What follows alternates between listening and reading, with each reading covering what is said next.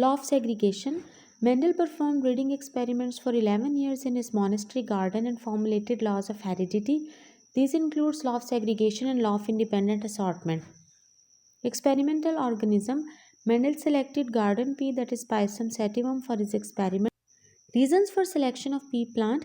Number one, it is easy to cultivate and grow well in garden. Flowers of pea plant are hermaphrodite. Hermaphrodite is organism that has both male and female reproductive organs or structures. Flowers of pea plant are normally self-fertilizing, but they can also be cross-fertilized. Number three, time gap between generation is short. So many generations can be grown in a short time. Number four, pea plant had many sharply distinct traits. Trait is genetically determined characteristic, for example, height, color, etc. Each trait of the pea plant had two clear-cut alternative forms or varieties. Mendel called them as contrasting pair of trait. Mendel focused on seven contrasting pair of trait.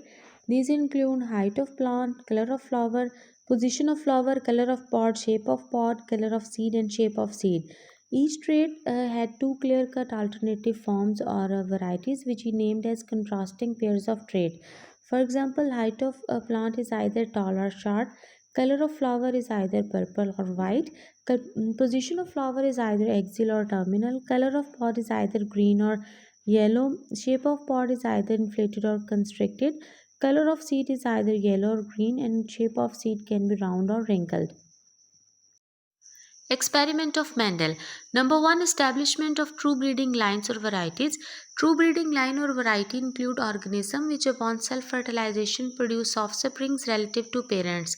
So true breeders are actually homozygotes. Mendel established 14 true breeding lines for 7 contrasting traits. Number two, cross fertilization. Mendel cross fertilized true breeders that differ in only one trait. He crossed a male round seeded plant with female wrinkled seeded plant. For round seeded trait, he selected a letter capital R, and for wrinkled seeded trait, he selected a letter small r. So, for the genotype for round seeded true breeder is capital R, and genotype for wrinkled seeded true breeder it is small r. He named it as P1. P1 means first parental generation. So let's draw Punnett square to predict the genotype of offsprings. Punnett square is a square diagram that is used to predict genotype of a particular cross or breeding experiment. Here place the gametes for one parent in row and gametes for other parent in column, and let's predict the genotype of offspring. So here it would be capital R small r, here it is also capital R small r, here it is also capital R small r, and here it is also capital R small r. Mendel named this as F1, that is first female generation.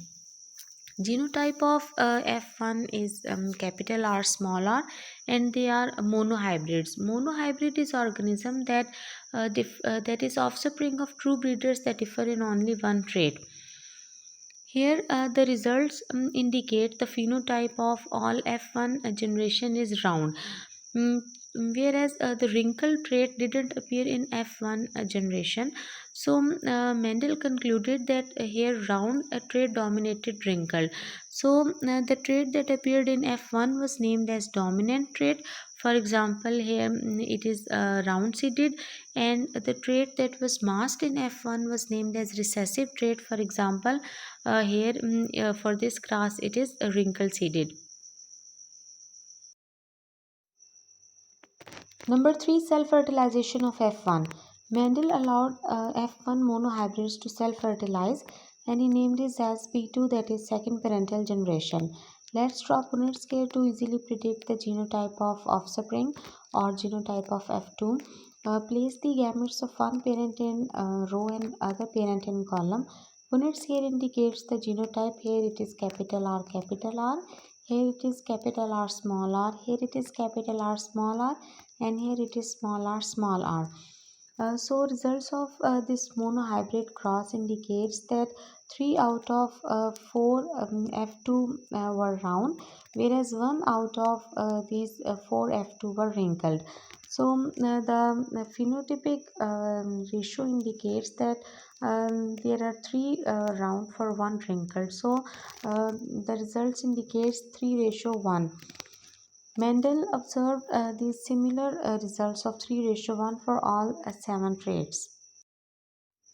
The recessive trait or wrinkle trait appeared in F2 progeny. Number 4, self fertilization of F2.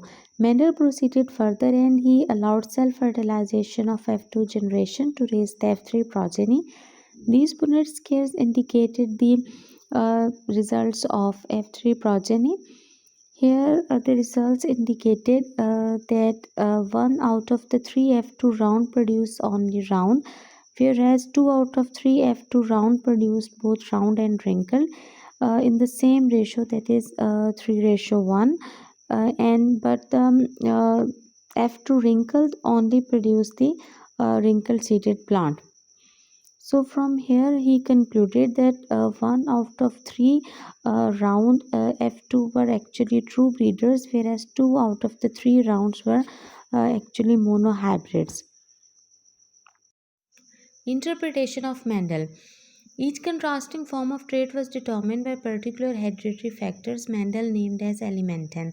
Later, Johnson renamed elementen as genes. Each pea plant had pair of these factors, which were alleles, one from mother and one from father.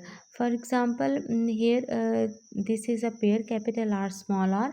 One member of this pair, that is allele from mother, and the other member is from father. Both of these factors control together the expression of trait. Mendel designated dominant factor with capital letter and recessive factor with small letter. For example, capital R, and small r. Inference factors of a pair.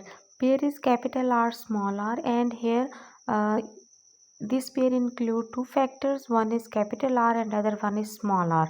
So factors of pair are actually alleles. Factors of pair separate from each other at time of gamete formation. So each gamete get only one of these, either capital R or small r. Fertilization restores complete set of factors in zygote. So genotype of zygote could be capital R, capital R, capital R, or small r, small r. F1 offspring were heterozygous monohybrids that they had genotype capital R, small r for seed shape, whereas their phenotype was round. So, law of segregation actually states that the two coexisting alleles for each trait in an individual segregate from each other at meiosis so that each gamete receive only one of the two alleles. Alleles unite again at random fertilization of gametes when zygote is formed.